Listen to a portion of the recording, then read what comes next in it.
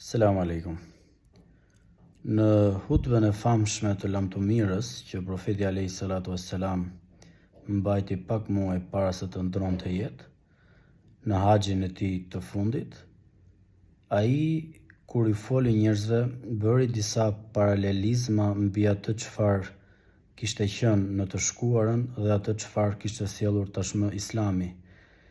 Dhe profeti alayhi salatu wassalam i dha këshillat e fundit besimtarve, ku u tregonte atyre gjendjen e mëparshme dhe gjendjen që tashmë solli Islami dhe ku i ftoi ato në qëndrueshmërinë në parimet islame.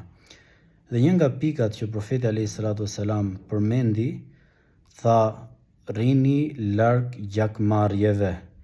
Me ardhjen e Islamit, gjakmarrja ka përfunduar, duke e konsideruar gjakmarrjen si diçka që ishte pjesë para-islamike, dhe pjesën para-islamike ne e quajmë pjesën e periudhës së ignorancës, pra periudhën e ignorancës që do të thotë njerëzit janë larg Zotit. Njerëzit nuk e kanë Zotin pranë në jetën e tyre, njerëzit nuk jetojnë me ligjet e Zotit. Që do të thotë, nëse njerëzit do të qëndrojnë larg Zotit, do të vazhdojnë me huqet dhe me traditat dhe me zakonet e ignorancës. Kjo e shkatron shoqërinë, kjo i jep shoqërisë një çrregullim, kjo i jep shoqërisë jo siguri në jetën e përditshme.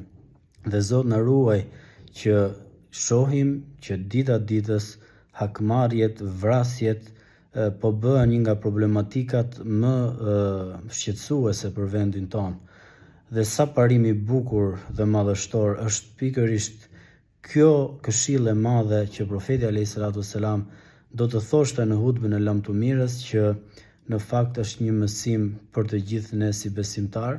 Lum ai që e vendos Zotin të parin në jetën e tij, ligjin e tij e bën pjesë të rëndësishme të jetës së tij dhe e ndjek mësuesin e njerëzimit Muhamedit alayhi salatu wassalam si udhërrëfyesin që do t'i tregojë atij lumturinë në këtë botë dhe në botën tjetër.